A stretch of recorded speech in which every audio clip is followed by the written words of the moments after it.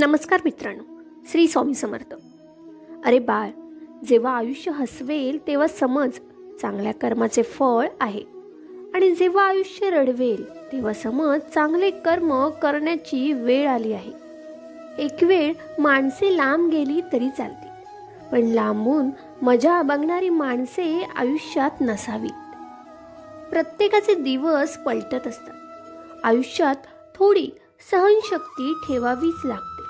आजची परिस्थिती उद्या तशीच राहत नसते. कोणत्याही परिस्थितीत सकारात्मक बाजू विचारात घे. विश्वास ठेव, तुला चांगला मार्ग नक्कीच सापडेल.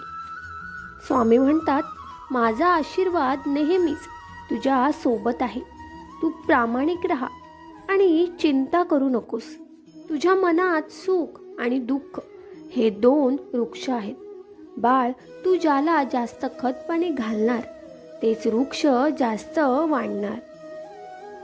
तुझी भक्ती तुझ्या डोळ्यात दिसते बाळा. अरे, जर त्याला पुराव्याची गरज असेल तर ते आहे तुझं कर्म. अरे, विचार करून बघ, गुलाबाला काटे असतात असं नव्हे, तर काटांना गुलाब असतात. हा विचारच किती आनंद देतो. तुझं आयुष्यही तसंच आहे. तू प्रत्येक पाऊल चालत राहा. आत्ता जरी तुझ्यासमोर दुःख असलं तरी पुढच्या पावलावर सुख असणार, हे मात्र नक्की. अडचणी ह्या जीवनात नसतात तर मनात असतात. ज्या दिवशी मनावर विजय प्राप्त केलास तेव्हा आपोआप अडचणींतून बाहेर पडण्याचा मार्ग सापडतो. तुला जर वाटत असेल कशाला स्वामींना त्रास द्यायचा आपलं दुःख सांगून, अशा वेळी समज मला खरा त्रास तू आता देत आहेस, काहीही न सांगून.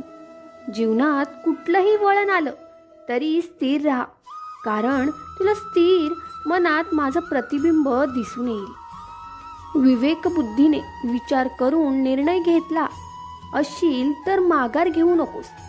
आपल्या निर्णयावर ठाम राहा आणि घेतलेला निर्णय कृतीत उतरव. कोणी तुझं ऐकत नसल्यास मला सांग. माझ्यातून ते ज्याला ऐकू जायला हवं त्यापर्यंत ते नक्की पोचेल. नामस्मरण हे कधीही तुला कर्माचा त्याग करायला सांगत नाही. कर्माचा त्याग करून नामस्मरण करायला कुठलाही अर्थ राहत नाही. तुला भीती वाटत असेल, कुठलाही मार्ग दिसत नसेल, तर डोळे बंद करून माझे ध्यान कर. माझ्याशी संवाद साधशील. वाईट काळात साथ सोडलेल्या लोकांकडे लक्ष देऊ नकोस, पण ज्यांनी वाईट वेळेस साथ देऊन चांगली वेळ आणून दिली त्यांचं मोल कधीच विसरू नकोस. आपला पूर्ण वेळ स्वतःला घडवण्यासाठी खर्च कर, म्हणजे इतरांना दोष देण्यात वेळ वाया जाणार नाही आणि इतरांचा दोष पाहायला वेळ मिळणार नाही. तुझी नियत कितीही चांगली असू दे, दुनिया दिखाव्यावरून किंमत ठरवत असते, आणि तुझा देखावा कितीही चांगला असू दे, परमेश्वर तुला नियत ओळखूनच फळ देणार. तुझं काम नेहमी वाहत्या पाण्यासारखं करत राहा.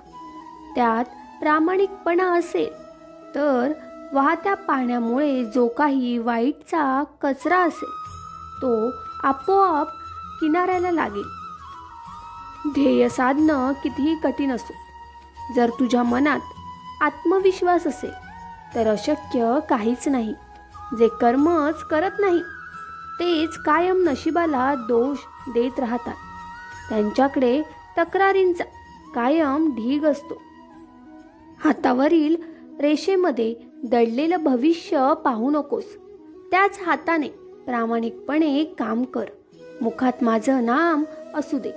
तुला कोणत्याही ज्योतिषाकडे जायची गरज भासणार नाही. रानात तण आणि मनात ताण कधीच ठेवू नको.